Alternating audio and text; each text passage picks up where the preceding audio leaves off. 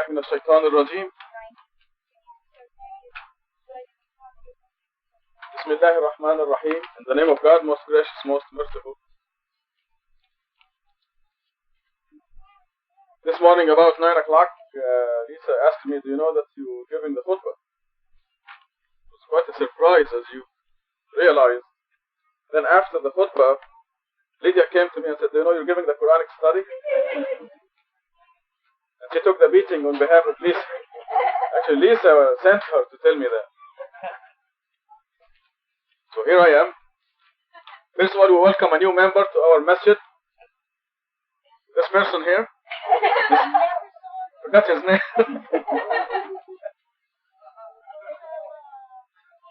This is the former and still is Muhtasha Mary. The one and only. MashaAllah. Welcome back. Before I start, there's also one more point that I wanted to mention. Thanks to our Iranian brothers and sisters, there's a little bit of confusion now about your arms, what to do with your arms when you pray. Keep them like this and put them straight down.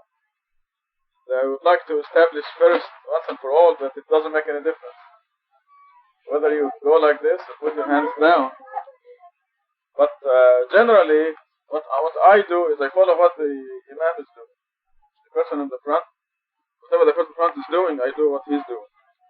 And I recommend that for you.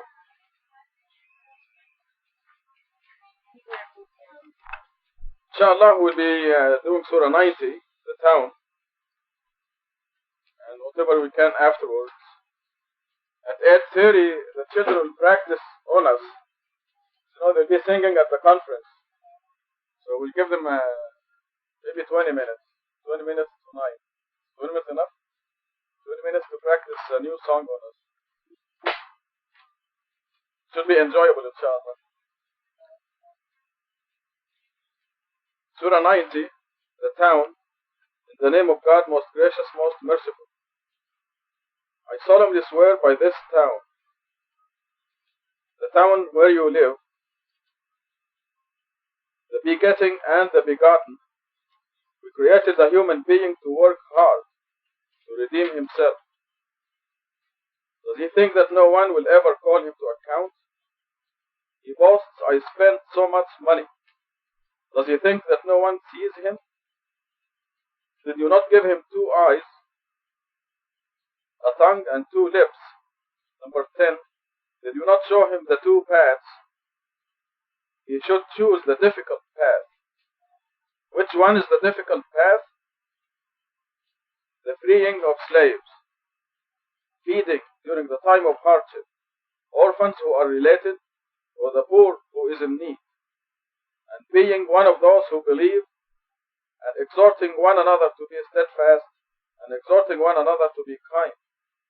These have deserved happiness. As for those who disbelieved in our revelations, they have incurred misery. They will be confined in the hellfire. So that's the whole surah. I go back to the beginning, swearing God usually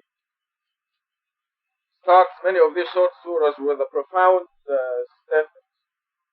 And this town, meaning Mecca, is profound because God made it sacred by putting his shrine there to serve as the focal point or a point of organization for all believers around the world.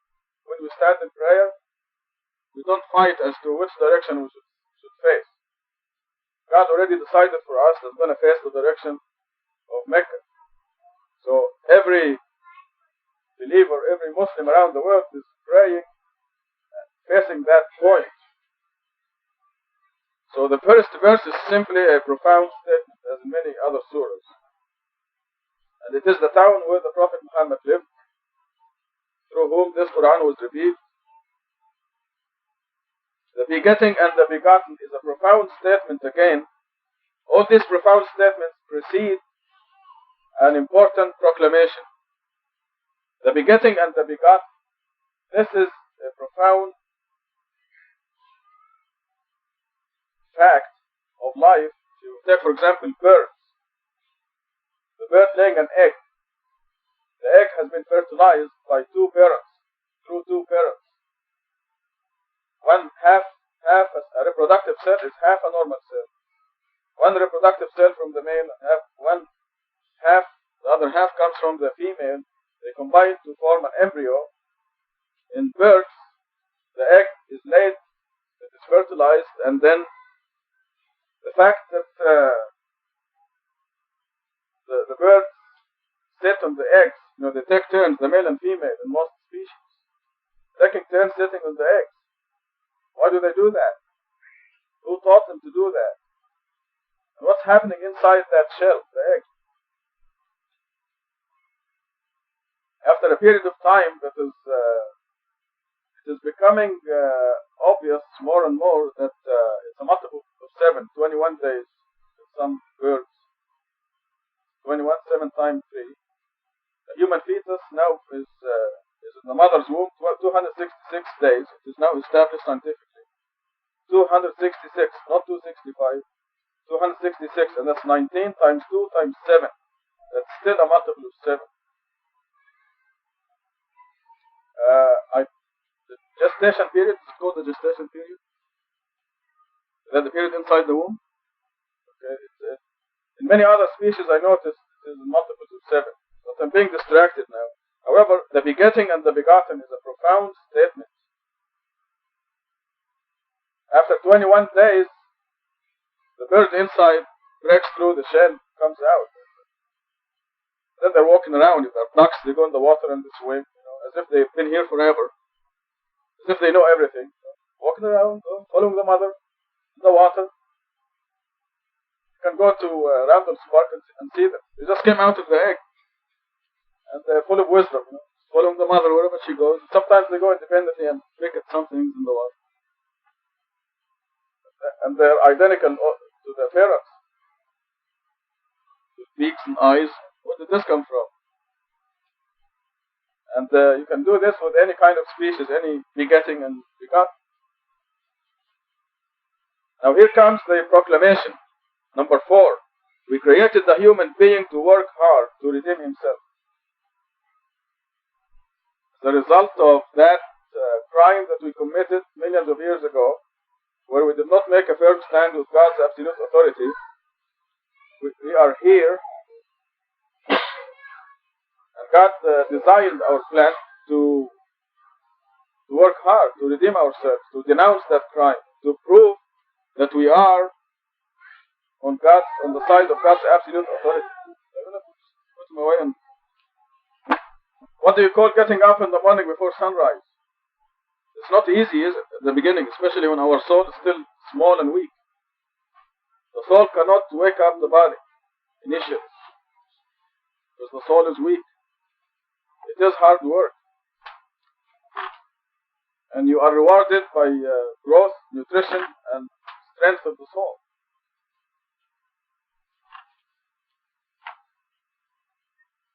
Created the human being to work hard. The lazy person who does not work hard and does not get up before sunrise, what is the result? He or she ends up with a shrunken, weak soul that will not amount to anything in the real life, eternity. They will be born into eternity deformed.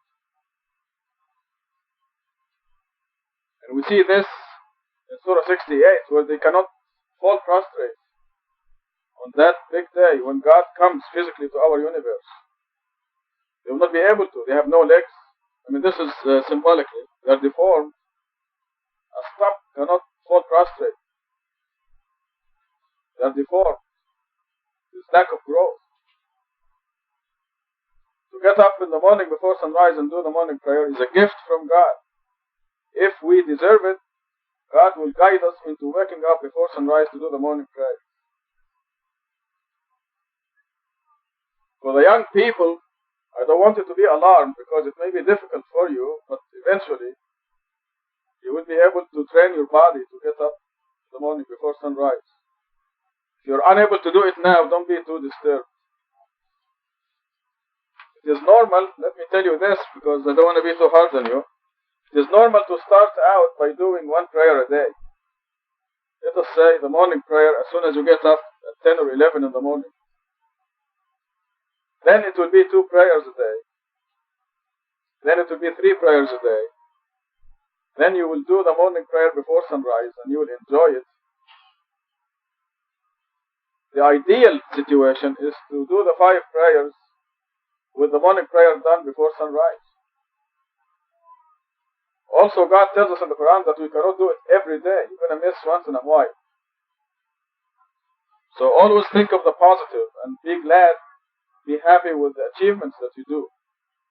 If you miss 1 time a week or something, don't feel too guilty.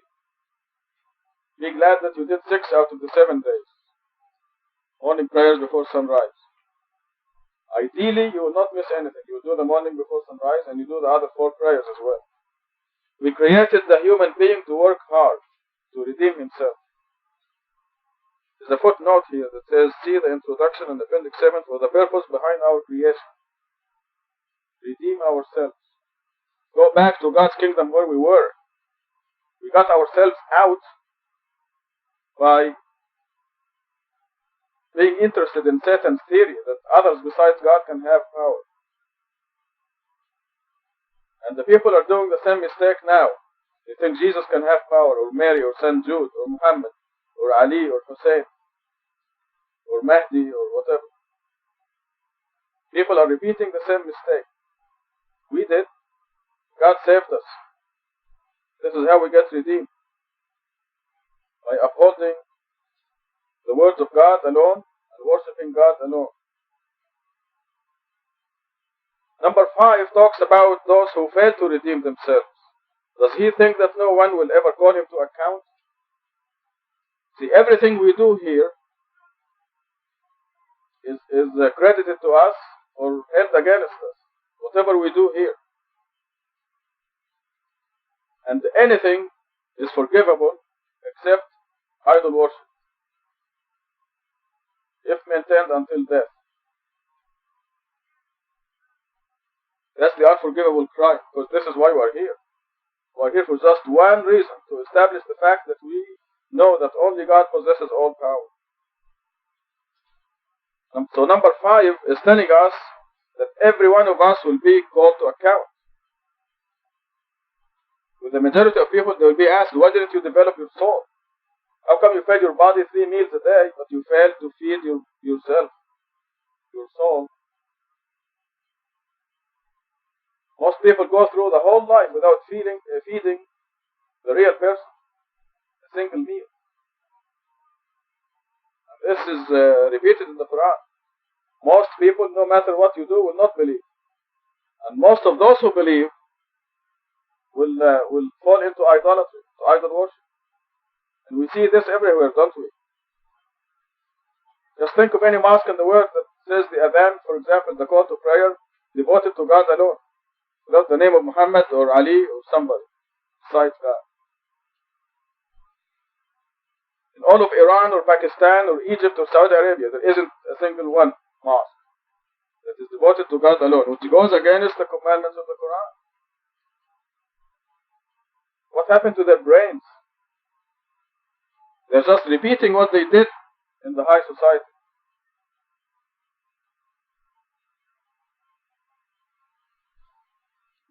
Does he think that no one will ever call him to account? He boasts, I spent so much money. Isn't this what most people do? They're preoccupied with the almighty dollar.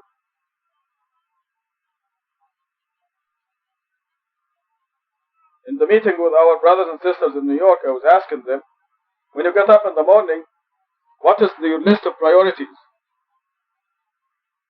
Are you going to have 3 meals today? Just when you open your eyes in the morning, ask yourself these questions. What am I going to do today? I'm going to have 3 meals today?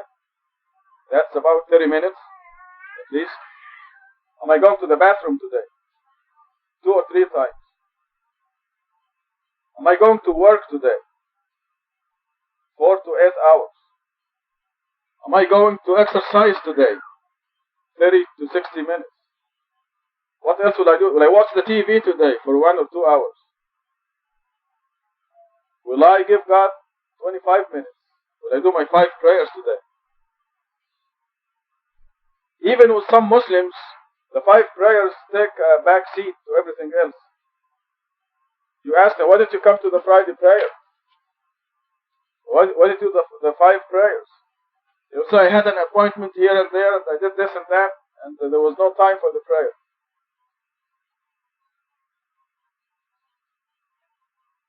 And we thank God because all of us here, we work our schedules around the prayers, the 5 prayers. That's the proper thing to do. It should be that when we get up in the morning, on top of the list will be the 5 prayers at least. On top of the list. Then if there's time for anything else, we will do that. This is why the verse that says, most of those who believe fall in idol worship. Because when you give priority to anything else, that's your idol. Now don't get me wrong, there are situations where you are forced by circumstances to miss a prayer or 2, or a Friday, an occasional Friday. And I don't want you to feel guilty about that either. Because God Himself in the Quran knows what's in your heart, gives you excuses. But generally in your life, you're giving priority to God and your duties towards God, which are actually a gift from God to you. So when you get up in the morning, you think, I'm going to have 3 meals a day. I'm going to give my body at least a half hour for eating. Eating, drinking, snacking. Whoa. You're really taking care of your body. How about your soul? The believers have their priorities in the right order. When I open up my eyes in the morning, the 5 prayers, this will take precedence over everything else.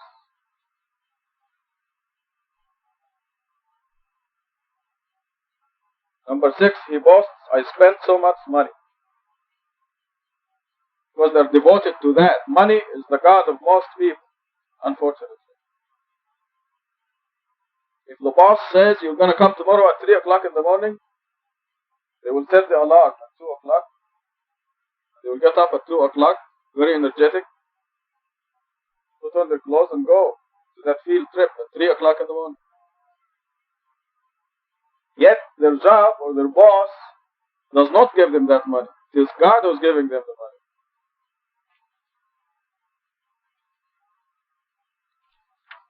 I want to share with you an important verse, so I go get my index. Speaking of money, in verse 6, it's a very important verse that we should all be very familiar with. I think it is in Surah 29, I'm not sure, but I will give you the correct Surah and verse right now.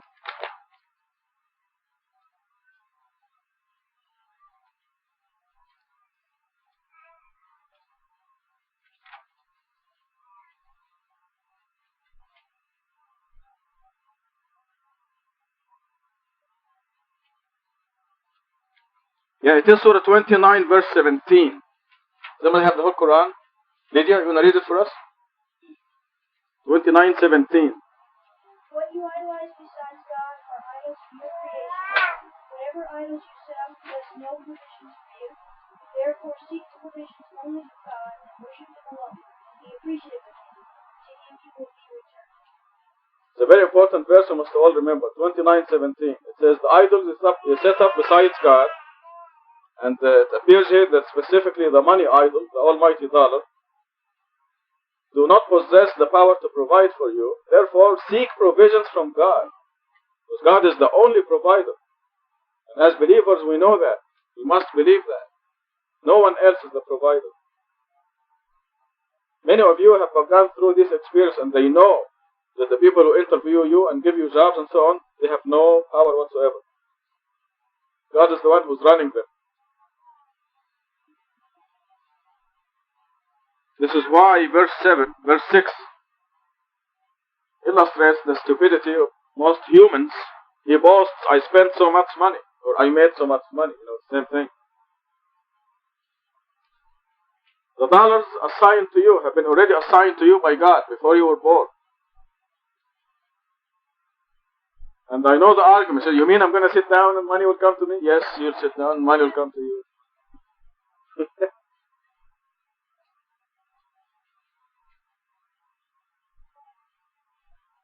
I mean, God will see to it. As a believer, you will you will work and you will make money. God will provide for you through the right and proper way. If you sit and do nothing, after 4 or 5 hours you're going to be hungry. You have to eat. So how will you eat? You will go look for, dig a ditch or something to make some money to eat. So you will work. And God will provide you through that. So there is a system, a divine system that we know. Number 7, another question. Does he think that no one sees him? In other words, everything is recorded. Just think that there is a video camera going with you wherever you go. You're going to find that videotape hanging in your neck on the day of judgment.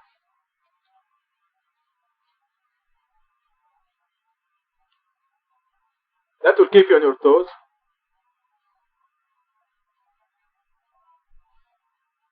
Ironically, the believers do this automatically. They don't. They know God is with them the whole time, and they know there are video specialists with the most sophisticated video cameras. I mean, the cameras themselves are invisible, but they take 3-dimensional pictures. It's the most sophisticated videotape, and you're going to have it hanging in your neck on the day of judgment. As a believer, you have the privilege of editing it. You're going to have a perfect tape. Does he think that no one sees him? What is the implication here? The believers are aware of the invisible forces and God's invisible soldiers. This is why the believers, when God tells them they're guaranteed perfect life, perfect protection, they know they're perfectly protected by God. No virus can attack you. You're protected. You may go through some tests. You may be allowed to be invaded by viruses or bacteria or headaches or whatever as a test. But you'll be restored. You know you'll be restored. We're all aware of the tests. And all the tests for the believers are restorable. Not the tests themselves. The believer is restorable. Whatever happens are things that can be erased completely. But you are fully protected. Number 8 tells us, did we not give him 2 eyes? I'm looking for somebody who recorded that Discovery program about the eyes. That should make a believer of anybody, that program. If you know if anybody recorded it, I think I asked Phil Travers to record it for me, and chances are he did when I was away. In that case, we'll share it together on one of those Fridays. But I don't need to tell you how incredible the eye is. Just the muscles that focus the lens of your eye immediately. I mean, how fast does your eye move from this to this? Focus immediately. I look at the paper and I'm focused. Excuse me, I have to put my glasses on. And my eye focuses with the glasses and I can see the reading here. Then look at Adib and the focus is on Adib. He's not out of focus. In a fraction of a second. The muscles. If you look in the mirror, you can see your muscles work. Everybody do that? Everybody do that? You look in the mirror, you turn the light on. To catch your pupil as it goes like this. How many people did I did that? Those who laughed, they know it. They know what I say. I must have been 10 years old or something, and I went to the mirror with a flashlight. You look in there. Huh? Right. And then I surprised my eye and turned the light on, and I could see the pupil goes like this. These are muscles that work.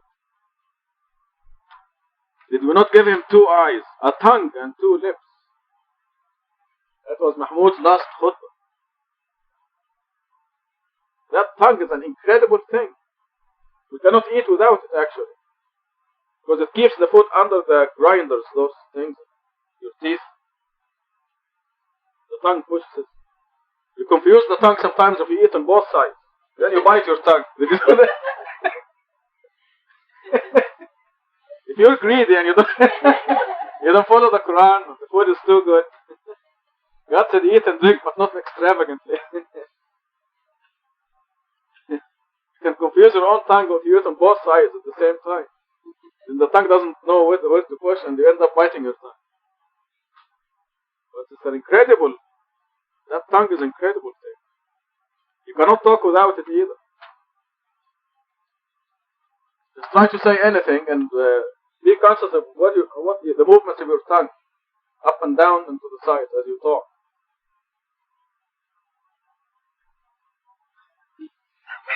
Everybody wants to say something, right? Just say the word talk, and you can see where your tongue moves from up. Because the T, when you say T, your tongue is up. Talk, your tongue goes down. You cannot talk without your tongue. Even the language is called tongue sometimes. What a design. So God is telling us about His greatness, which is incomprehensible. God's greatness immense. It's not just controlling your tongue, but also the mosquito that's flying in the air. The heart of that mosquito is being controlled by God. The amount of nutrition that is assigned to that mosquito, which includes some of your blood, is also recorded. And it is computerized to coincide with something wrong you did. Then you get a bite. Or to give you some entertainment, like on our way to San Francisco, for example, and we went to pray in a rest area. Boy, did we beat ourselves. That was the fastest prayer we ever prayed. There were 5 billion hungry mosquitoes waiting for us. And they were so sly, they waited until we said, Allahu Akbar.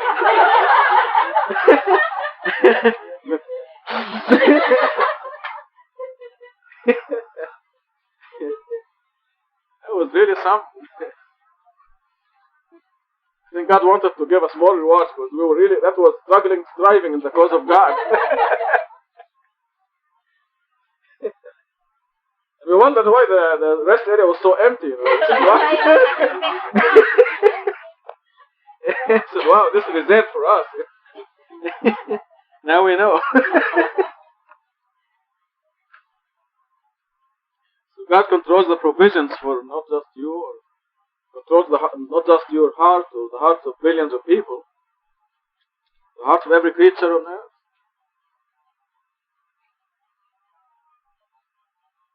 Number 10 is a great blessing. A great blessing. Did we not show him the two paths? Right and wrong. We come to this world perfectly unaware of the incident in the high society. We start out clean in this world. And then we receive two messages. A message of God alone, message from God, and a message of God and somebody else, from Satan. That's it. There's no other path. The path of worshiping God alone. And you remember the statement in the Bible, that path is very narrow and straightened and what? Difficult. Just look how much persecution we're subjected to. Which is a blessing because you get rewarded for it. The other path is wide. Look at all the cathedrals in the world. The Crystal Cathedral in Anaheim. They all belong to Satan. All the big mosques and the big cathedrals. The wrong path is wide and conforming with the crowd. Look how many people meet the Pope.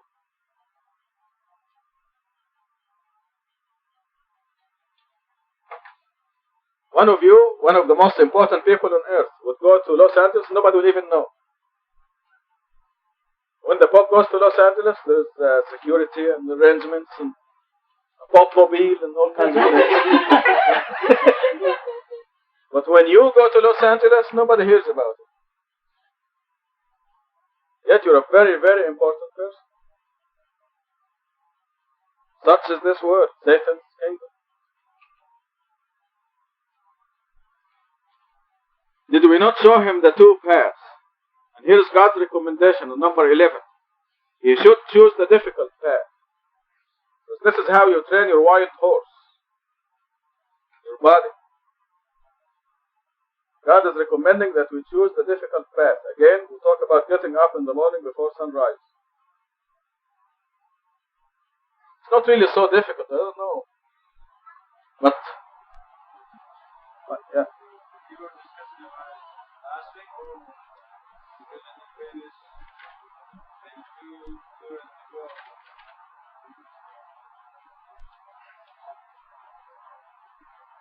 That God Yes, Surah 65. if you look at it from outside, it looks difficult, but once you accept it, God makes it easy. Exactly. God makes it easy and enjoyable. But you see, you have to break that initial barrier. It is enjoyable. I'm theorizing that our companion enjoys it too, because I don't set the alarm anymore, and I suspect this is true with most of you. I just don't set the alarm, and in the last few weeks I traveled into different time zones, Central and Eastern and all this, and it doesn't matter where I am, before sunrise something wakes me up, and I suspect it is the companion. So he must enjoy it.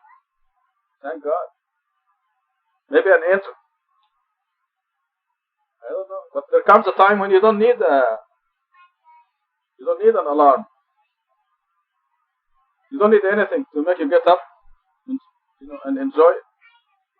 So God does make it easy. Surah 65, God says those who observe God's commandments, God makes things easy for them. This applies to everything though. Everything in life. And this will include the gift from God of doing the 5 prayers. The zakat charity is not a popular thing. Taking money from your pocket to give it away.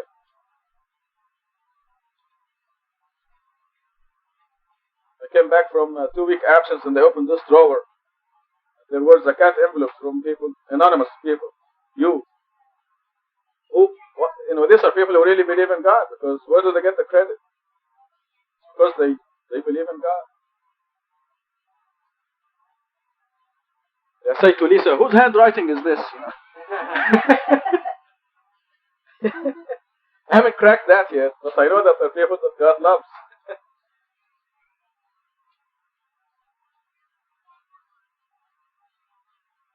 He should choose the difficult path.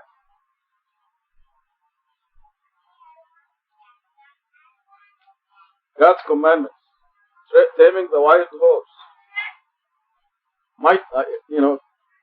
discipline. When you are praying, this is discipline.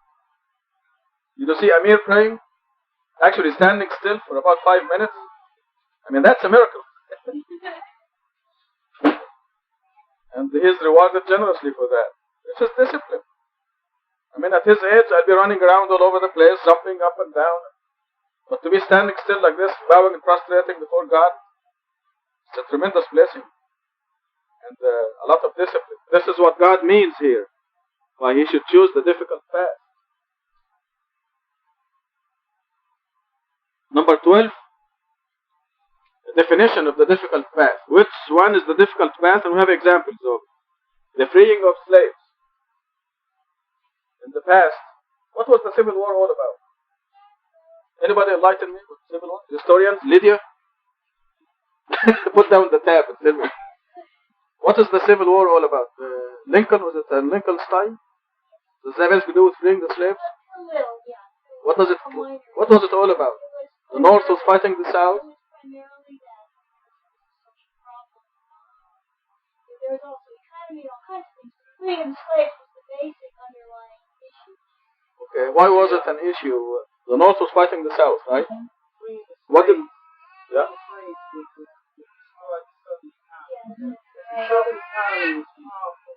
Oh, okay.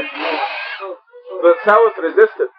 The South resisted, and so the idea that the North got involved in the Civil War to free the slaves is exaggerated. They got involved in the war to destroy the economy of the South. And they knew they had to end slavery in order to do it. Okay, Matt? Rashada, hey, kid. Import-export, the north was mostly import-export and mercantile trade, and before industrialization. Southern economy was all agrarian. The Southern economy depended on slavery in order to maintain its economic makeup. So, actually, the freeing of slaves was a big issue for 50 years before the war started, but it was mostly for religious purposes and other stuff. It was a side issue. So part of it was that the South was resisting the law to free the slaves. They wanted to protect the social system. They did not want to free the slaves. No, because it would destroy the economy. Whatever the reasons, they did not want to do it. And therefore, it is given here as an example of something that the human being does not want to do. Yes, number 13 says the freeing of slaves is indicated as a difficult job that must be done by believers. In the United States, you still have a system where the vast majority of workers support a very small percentage of people who have a large amount of money. Yes. So economically, there's a situation of Slavery. that still exists. But it is not the same as the slavery that existed at the time of revelation of the Quran up until 100 years ago in this country. I mean, you can actually see traces of it until now. I think the racism that we still see in this country is the tail ends of consequences of slavery and so on. Number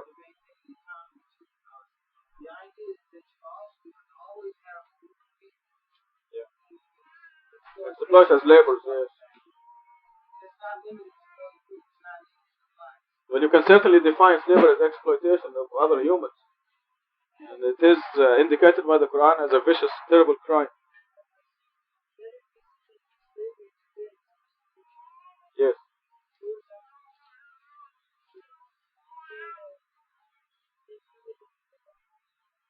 Right. This is why one of the laws in the Quran is oppression is worse than murder. Oppression is worse than murder. The freeing of slaves, number 14, feeding the hungry. Feeding or charity. Feeding symbolizes being charitable during the time of hardship. Orphans who are related or the poor who is in need. Number 17, and being one of those who believe. It's not easy to believe. Hashem can tell you a few things about his encounter with disbelievers and tell us something. What is the majority reaction to your ideas of the Quran, worshipping God alone, Quran alone? What was the reaction? Take 100 people. Out of 100, how many people agreed with you? 0. All right. Were they violently opposed to you? With degrees of violent reaction?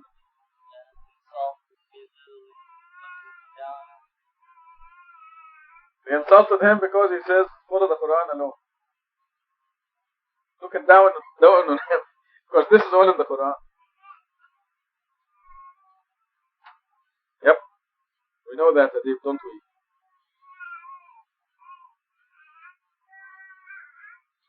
And it seems to be that the Muslims, quote unquote, are the ones who are doing this. Christians are not, the atheists are not. Insulting the believers. So, number 17, being one of those who believe is not easy. And exhorting one another to be steadfast. And exhorting one another to be kind at the same time. These have deserved happiness. We will not talk about happiness in the hereafter only. We talk about happiness now and forever. Happiness now and forever. More and more, God is strengthening these ideas in our minds through real life examples. Our own life right here in this mosque. Number 18 says, these have deserved happiness. Period. See the period there? Means now and forever. Number 19, as for those who disbelieved in our revelations, they have incurred misery.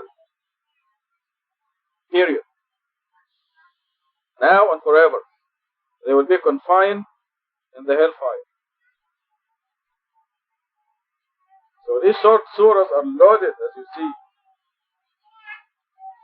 Just one short surah, 20 verses, and it's loaded with information. Any questions? Dr. Sabah?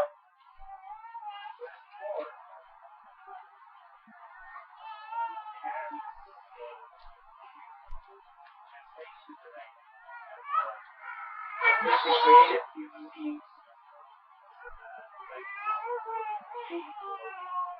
To suffer. but not necessarily to suffer, but not to work hard. Since the having is being chemical, Yes. feelings in it. Not necessarily, but you see, kabad is effort, work. Takabada, the verb takabada in Arabic means exert himself, effort. What does the Farsi say there? Is that a Farsi translation? Or This is different. It's a translation. English? No, it's Farsi. Oh, Farsi. So what does it say there? It says that human beings were created. I can't translate it exactly. Not with pain, but pain and suffering is part of it. That is the way you just you're born. That's how because everything was nice and easy for you. You would never appreciate what you get. So what it is that you go through these pains and sufferings, and then you learn, and then you appreciate the good things, and then when you go on the right path, then you appreciate more and you go to the right path. But if you are created this way, so that you keep working hard, fighting with all these problems. That's a typical interpretation of unbelievers, actually. Satan is trying to justify the pain and misery that his clients go through. It is not a correct translation, because you understand from that it means the human being must be in pain and suffering, right? No, that's why I said that.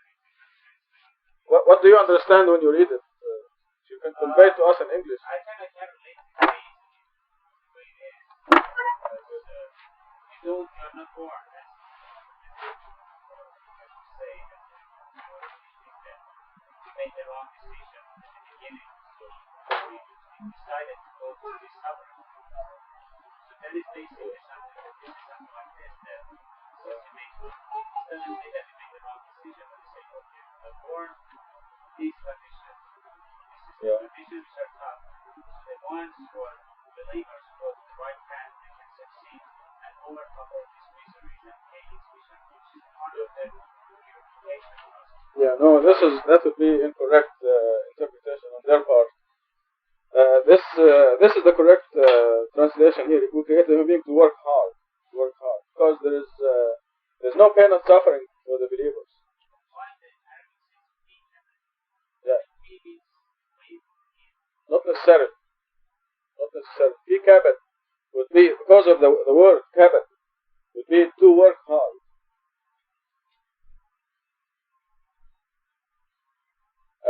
There are other fi words that do not mean in. For example, when they say إنهم لفي شك منه مريب, في شك means they have doubts. So it is not. It's not exactly in. Sometimes it is in. So kabad is a very clear word. I think even the old translation said that. What did the old translation say? Verse 4.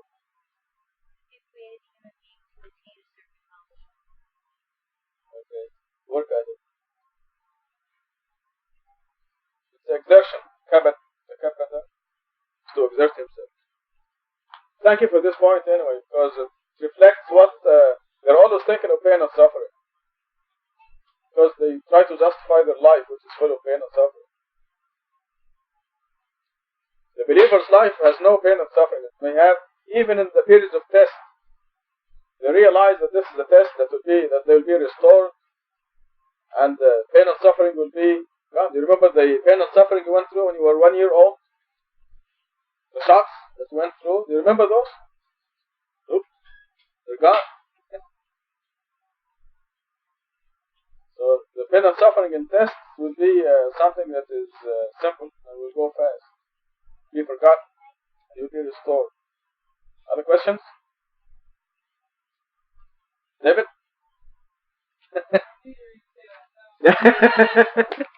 You look like you want to ask a question. Okay, Surah 91 is entitled The Sun.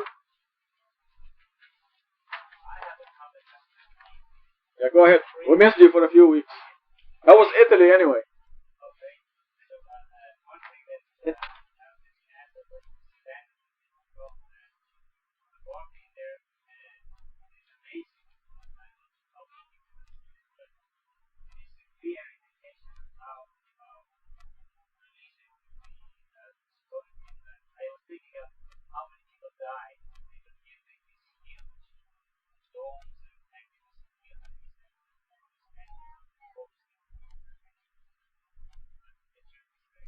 You see the statue of Jesus where the foot is all worn down from touching it? You see that one? The main building of the Vatican. And you walk about 50 yards to the right. They have a statue of Jesus and people touch the foot of it and it's worn down. Half the foot is got, it's rock, it's granite. Just from touching it, it's worn down. And they're proud of that actually. They show it off. Have you seen it, Philip? You went to the Vatican? That's it's an amazing demonstration of idol worship. And then they have the tombs of some saints in the basement. Did you go to those, Mahmoud?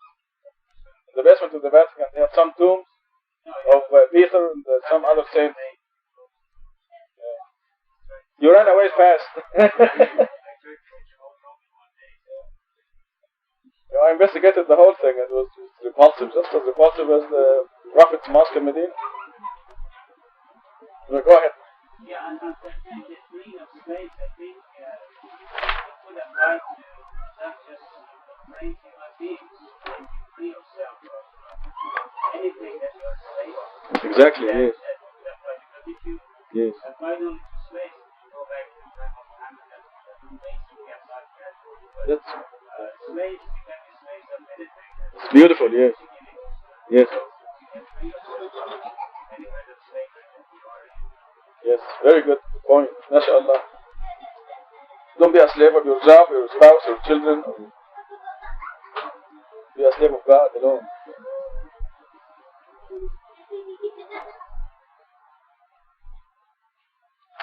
Okay, we're ready for Surah number 91. In the name of God, most gracious, most merciful. By the sun and its brightness, the moon that follows it, the day that reveals, the night that covers, the sky and him who built it, the earth and him who sustains it, the soul and him who created it, then showed it what is evil and what is good. Successful is one who redeems it, failing is one who neglects it. Thamud's disbelief caused them to transgress. They followed the worst among them. God's messenger said to them, "This is God's camel, let her drink." They disbelieved him and slaughtered her. Their Lord then requited them for their sin and annihilated them. Yet those who came after them remain heedless. Again we see in the first verses some of God's profound signs that remind us of God's greatness and why we should be worshipping God alone. The sun and its brightness. Do you have any idea how hot the sun is? How bright it is?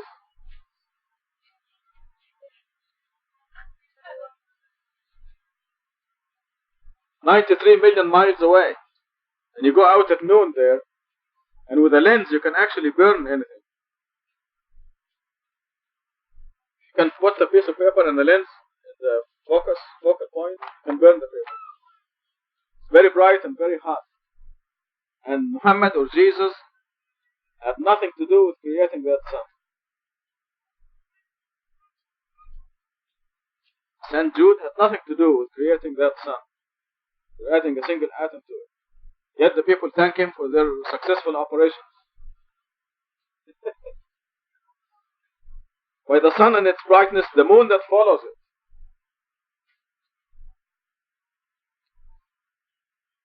What is the moon?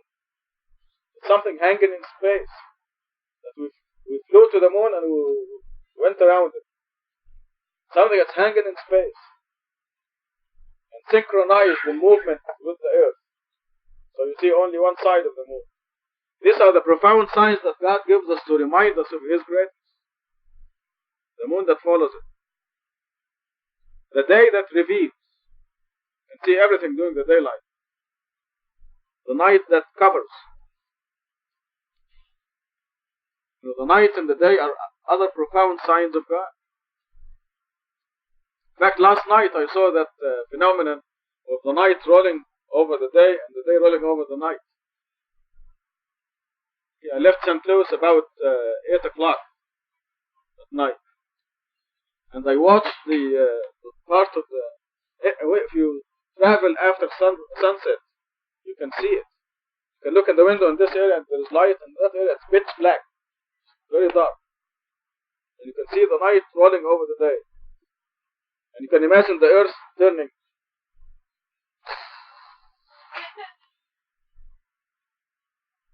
The sun set and the night overtaking the day. These are profound signs of God.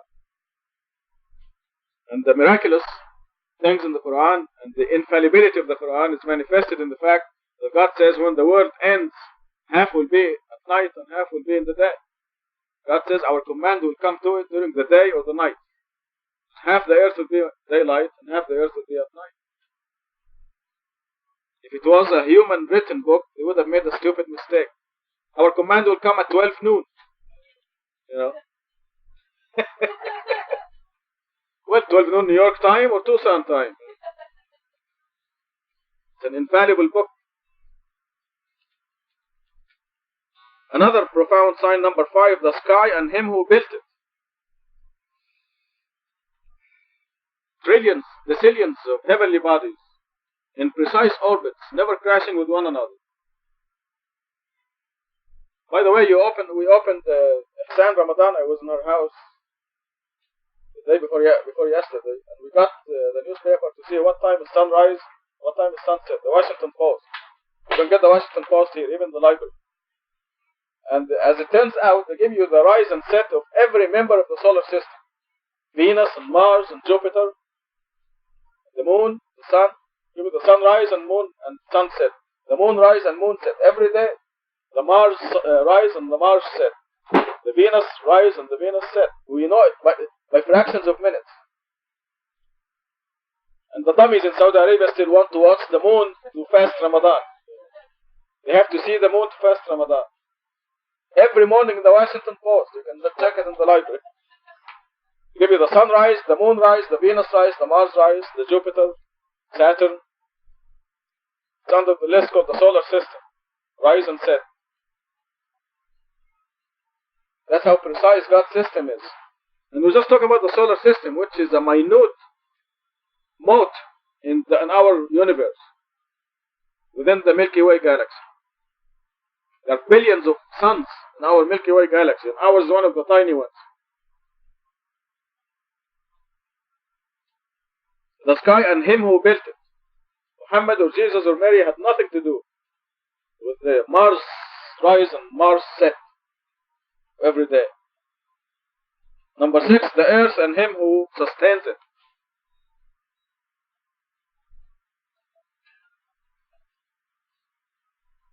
Have you seen the big trees in the Redwood National Park, North California? So fantastic creatures that God sustains. Was it 1500 years, the big tree? What was it? You didn't set the camera right, so we don't have the picture of the big tree. Was it 1500 years? Oh, a little older than your grandfather. 1500 years. Yes, that's another one. There's one that, yes.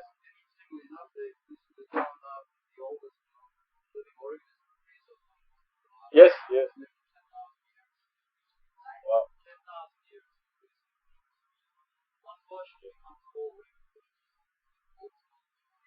That's older than America is. Yeah, that big tree in the Redwood National Park, 1500 years. So that's 1300 years before America was born. When that tree started. It's huge. tried to make Lisa surround the tree with her arms.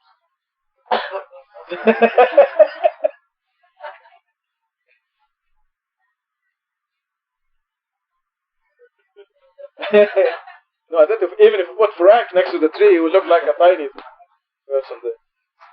The amazing creature that God sustains. The earth and him who sustains it. Number 7, the soul and him who created it. God created the soul and made it invisible. Number 8, again, the message. Then showed it what is evil and what is good. What is evil is idol worship, and what is good is worshiping God alone. It's as simple as that. Successful is one who redeems it.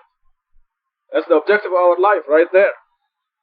Number 9, redeem your soul by feeding it every day. 5 prayers. Being charitable, being righteous. Never lie, cheat, be a person of your word. Must be an ideal, exemplary person of moral behavior.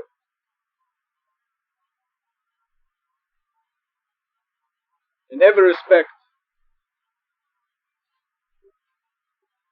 Successful is one who redeems it.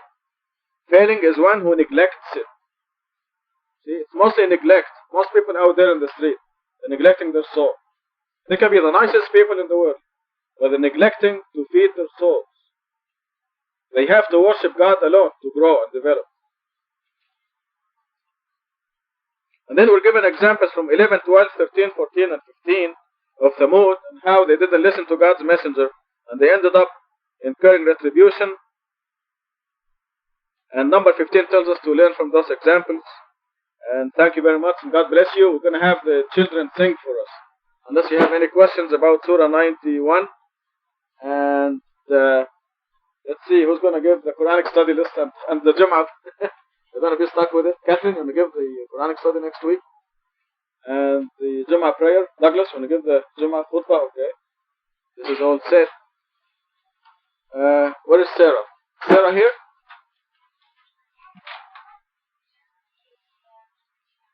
And where is Alia?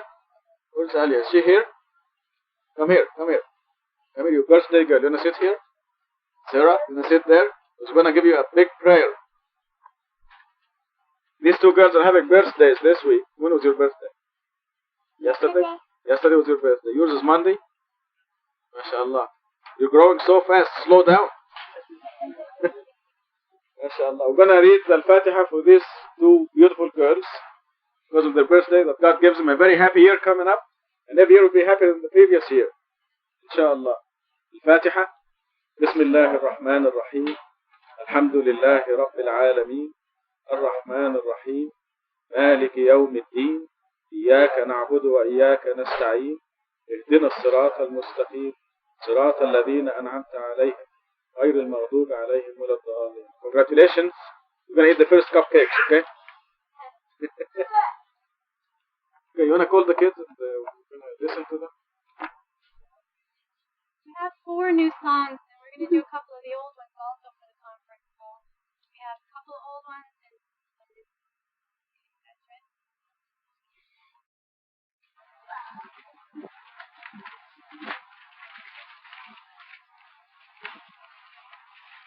Bismillahirrahmanirrahim. When the heaven is shattered, the planets are scattered, the oceans are exploded, the graves are opened, every soul will find out that what caused it to advance and what caused it to regress. O you human being, what diverted you from your Lord most honorable, the one who created you, designed you, and perfected you? In whatever design he chose, he constructed it. Indeed, you disbelieve in the religion, oblivious to the fact that there are invisible keepers around you. They are honest recorders. They record everything you do. Surely, the pious have deserved bliss, while the wicked have deserved hell, which incur it on the day of judgment. They never leave it. Awesome day of judgment. What a day! The day of judgment. That is the day when no soul can help another soul, and all decisions on that day will belong to God.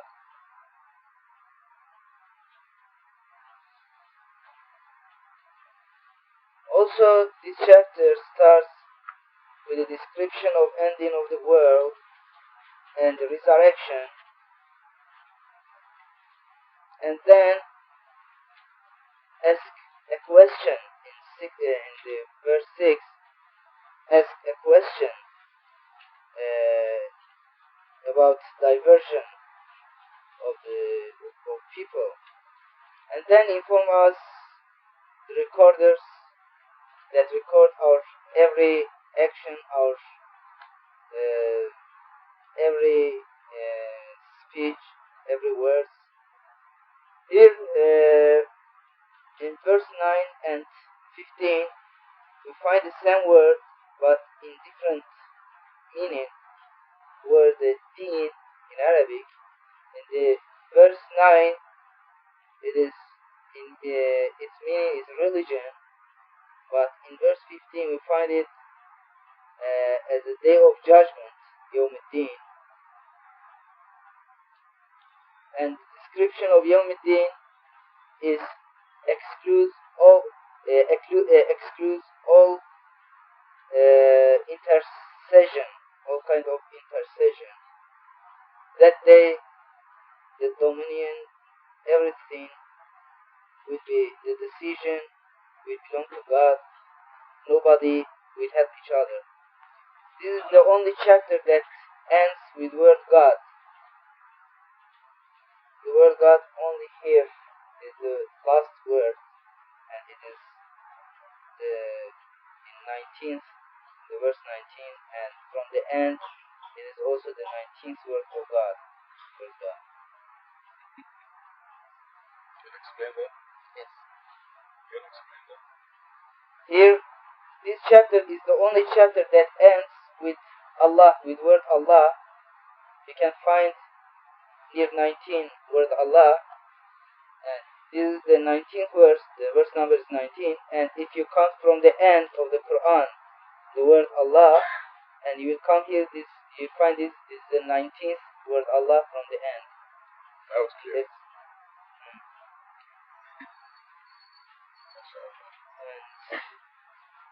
do you have any question?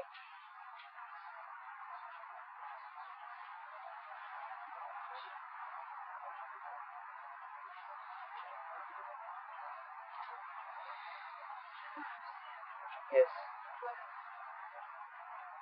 The word God.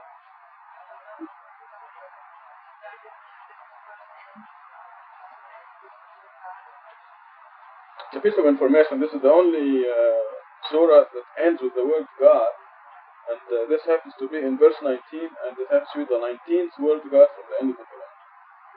So this is on top of the last 19 words God.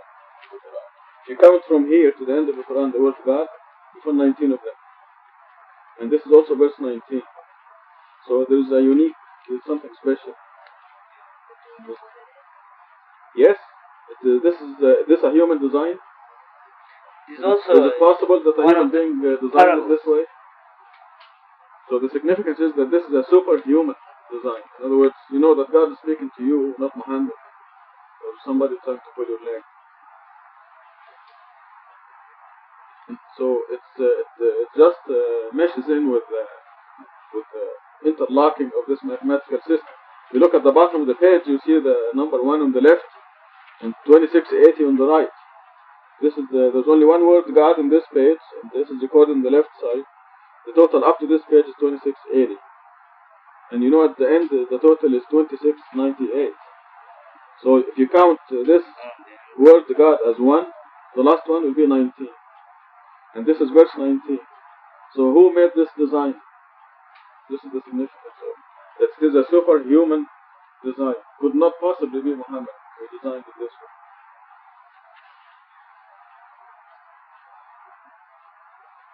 And I want to point out something about Yawm al-Din. We see in Surah chapter Fatiha that we always reciting our prayers, we say Malik Yawmiddin, the King of the Day of Judgment. And here Quran explains the Yawmiddin, Day of Judgment. Quran explains the terms and expression in Quran that never used before.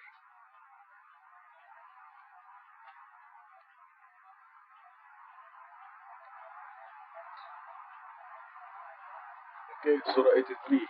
No, I see that. The day of judgment is basically this is English phrase in the Bible. Is there any reason why it doesn't translate the Arabic literally day of religion? But it doesn't mean religion. Dain? How about Dain? What does Dain mean? It's not the same word as the religion. No? Double meaning. Deen. What is Dain? You know what Dain is? No, Dain, not Deen. Dain. Right? Yes, Right. What is debt? This is, in other words, this is the day where you pay your debt, or you get paid. It's the day you get paid. Yawm al-Dain or Yawm al-Deen. It's all related. It's the day of religion, the day of debt, where you pay your debts or you get paid for your loan.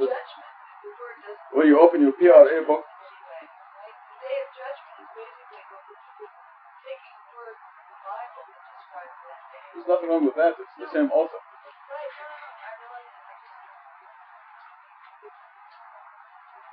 But Dain is debt. Some people look at it this way. So this is a hybrid between Dain and Deen. Yawm al-Deen.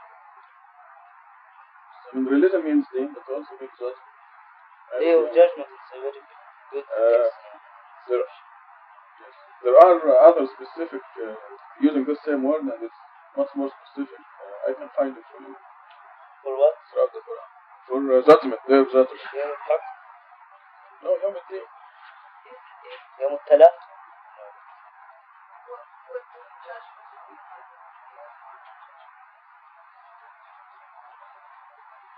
Yawm al-Deen. Deen. The Quran, yeah.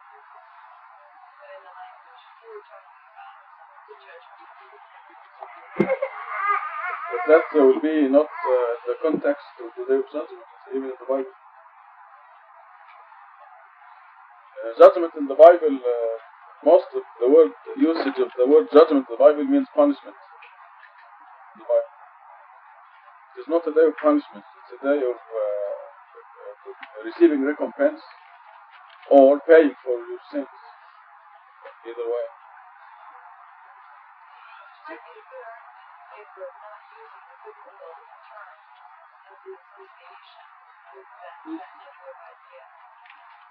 No, but the day of judgment in the Bible is not the same way as the word judgment throughout the Bible. They have two usages of the word judgment in the Bible. But I'm for using the same terms in the Bible. I'm trying to harmonize the Bible and the Quran. Not the other way around.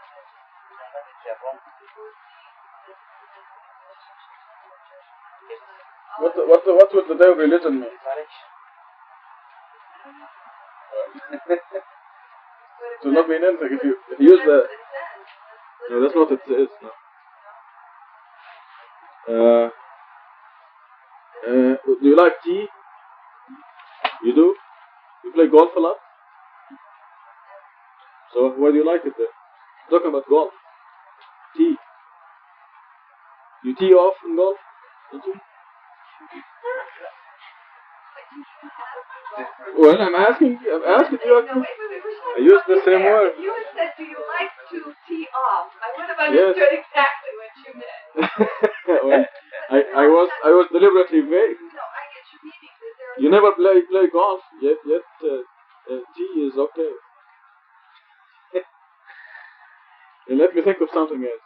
No, I didn't know what you mean. The ambiguity of language, certainly, or double meanings of multiple meanings. Yeah, but it just seems to me that this particular word in Arabic, the only time it means judgment is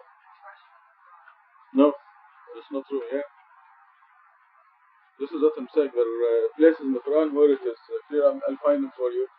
But I want to find English expressions that are multiple meanings.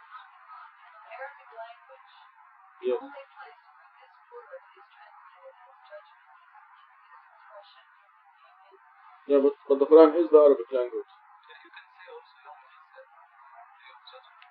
This is the day of reckoning. The day of reckoning. It's different. Also, just like No, what does the day of religion mean? there's no any meaning. Right.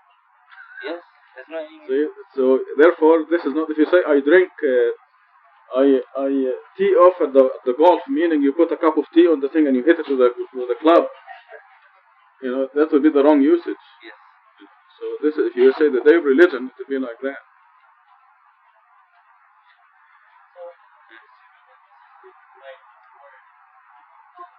But also, this is here. If you have verse 9, it made you disbelieve in the religion. The day of the religion, the day when your religion, the one right religion, is verified. I mean, I can understand that as being a reference to the day of judgment. So that there could be a connection there. So why not use the day of judgment? So why not use the day of judgment? It's not an accurate translation of the Arabic. No, it is. Yeah. It is not accurate to say day of religion. That's something, I don't know Arabic, but you know Arabic, right? So when you read that, you're probably also reading it in a biased way because you understand the Arabic. So when you say that, if you translate it literally, for example, you're going to get the meaning because you also know the Arabic. But we don't know the Arabic. If you put something, when you're making translation, if you put it literally, okay, we may not get the meaning in the other language. Okay, but you can because you also know the original. I don't know if you guys have. Yes, this is true in some other places, but this happens to be the literal translation of Yawm al-Din. It's the day of judgment. I'm still thinking of English equivalents. Huh? Yeah. What does? Yeah. Okay. Let's find simpler words. Think of multiple meaning English words. That's a good one. This is a good one. Come on, Lydia. Give us multiple meaning English words. Like tea. Huh? Yes, red. See, Yes, very good. Red. See. See the ocean and see with your. Yeah. pronunciation. Those aren't really that English words. Those are spelled.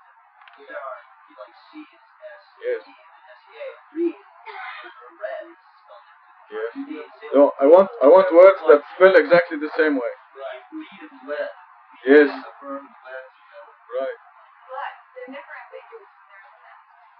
On, down, Well, to an extent, there's a word like please, for example, in both cases are translated verb. It doesn't matter. I didn't mean they're just How about meat? Okay, meat. Is there a word that meat a judgment? Yes, meet means fair or just. It also means to meet, to encounter. Is it MEET, both of them? They're both M-E. Okay. Although meet, M-E-E-T, is equitable or fair, is something more.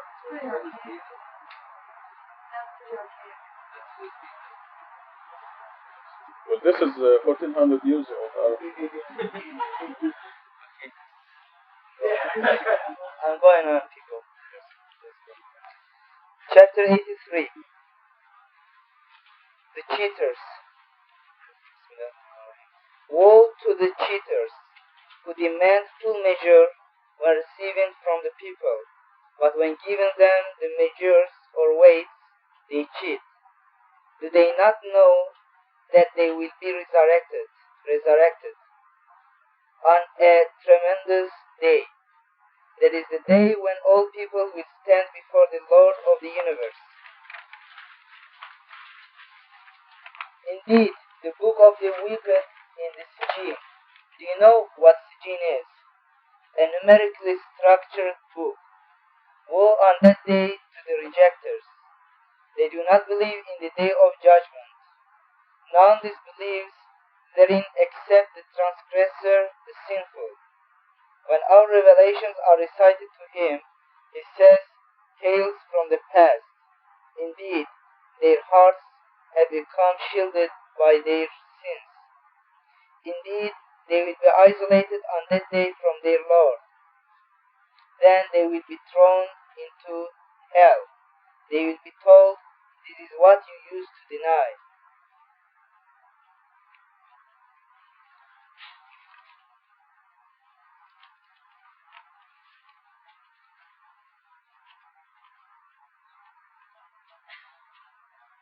Here,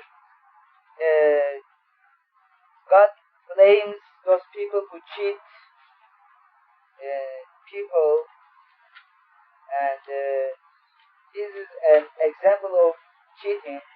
But you can from this example you can derive many other examples. And God reminds them the day of resurrection because they will be exed from their every minor act. And that day, the Lord of the universe only be the judge. And in verse 9, we see a description of Sijin, a book of the wicked people that called Sijin. Is a numerically structured book. And God says, whenever they hear the revelations or the signs or the miracles recited to them, they say tales from the past.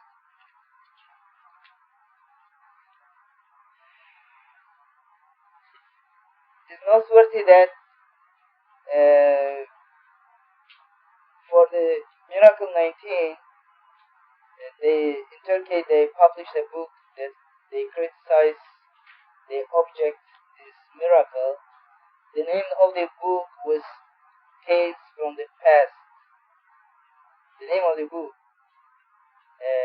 19 column, semicolon, Tales from the Past. Efsane. Do you know the word efsane? Yes. And they just use the same expression that described in Quran. In Turkish we have many words to condemn Miracle 19. They have many words. But they stuck in this unique expression that prophesies in Quran. It is a prophecy of Quran. I think in verse 13, when our revelations, instead of revelation, if a word that has double meaning used will be better, because in Quran, in original text, word ayat has been used, which means either miracle and revelation. Both of them include miracle and also revelation. But in English, it becomes narrow. And let's go, there is an interesting difference between righteous people and wicked people in the day of judgment in connection with the book, Sijin or Aliyin. Let's go on verse 18. Indeed, the book of the righteous will be in Aliyin. Do you know what Aliyin is? A numerically structured book. It is the same book. The description is the same, Aliyin or Sijin. What is the difference? For the wicked people, a book called Sijin, but God says, what is Sijin? A numerically structured book. And for the righteous people also, there is a book called Aliyin, the name only different, but the description is the same, a numerically structured book, Kitabun Marqum. Let's go on to find an answer to our question. To be witnessed by those close to me, the righteous have deserved bliss. On luxurious furnishings they watch. You recognize in their faces the joy of bliss. Their drinks will be spiced with nectar. Its spice is like musk. This is what the competitors should compete for. Mixed into it will be special flavors from a spring that is reserved for those close to me. The wicked used to laugh at those who believed. When they passed by them, they used to poke fun. When they got together with their people, they used to joke. Whenever they saw them, they said, "These people are far astray. They have no such thing as invisible gods." Today, those who believe are laughing at the disbelievers. On luxurious furnishings they watch. Most assuredly, the disbelievers are requited for what they do. And now I am going back on verse 19 and 20, and I repeat my question to you. Can you notice the difference between Median or Sijin that's described in verse 7? What is the difference?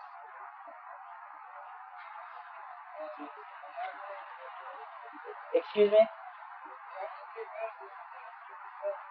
Yes. What? Where? Oh. Why do you add 3 of them? You can add 4 or...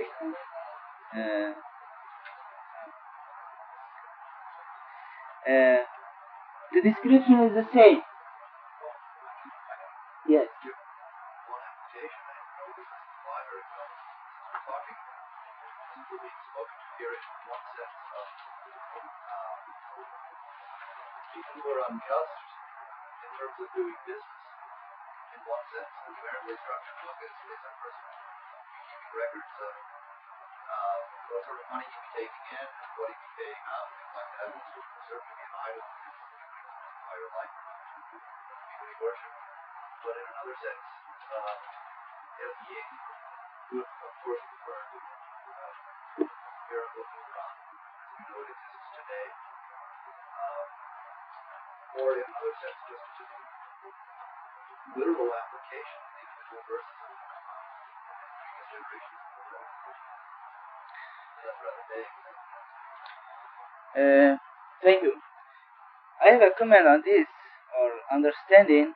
In verse 20 to 21, God describes the difference. The difference is, righteous people could read in their book, their numerically structured book, they can read, to be witnessed by those close to me. But wicked people, they cannot understand, they cannot read numerically structured books. Their book will be written in numerical code. Their deeds will be recorded in numerical code. They are not familiar with this. They, in this world, they always used to deny, to object this numerical code. But believers, they are familiar, they can read. And this is the only difference here. I thought you would say something else. Hmm? I thought you were going to say something else, so I would say. I think the numerically structured book is the Quran. But the wicked will call it tales from the past, and the righteous will be able to see it. Because God uses the same word as the elite of the elite. Al-Muqarrabun, those who are close to me. Said only the elite of the elite will be permitted to see the miracle of the Quran. It's right here. Only the elite of the elite will be able to see it. It's a physical miracle. MashaAllah. Yes. But the definition in 9 and in 20, same description, a numerically structured book. But the wicked will call it tales from the past, and the righteous will witness it. MashaAllah. You agree, huh? Just wonderful, MashaAllah, yes. It solves the whole thing, MashaAllah. It's the same book, but also this ties in with verses that you know, where it says that the Quran increases their wickedness. Or in other places, the Quran calls them to plunge deeper in disbelief. Their book, they record also in Quran Rashad. Quran describes all offenses and their punishment. Yes. Yes, dear Debu. Our Exact- book also. Yes. Yes. Yes, go ahead. No. But it necessarily refers to the Quran. No, necessarily refer to Quran. Yes. MashaAllah. Yes. Good. Because there is difference, only difference, righteous people can understand this, the other will say, this from the past. You know how the disbelievers say the Quran is full of hell and fire and brimstone? Well, that's what they see. But it is, as you know, half and half. So it depends on which half you see. MashaAllah. Oh, we better quit. And let's go on. I have another. No. On this surah, verse 29, they used to laugh at believers, but now do they laugh at us, Rashad? So do. We must be more crazy. They do not laugh too much. Yes, it's interesting. Yes, they do laugh at the believers. Okay, so But we will laugh at them for eternity. Thank you very much. God bless you. Good job. Don't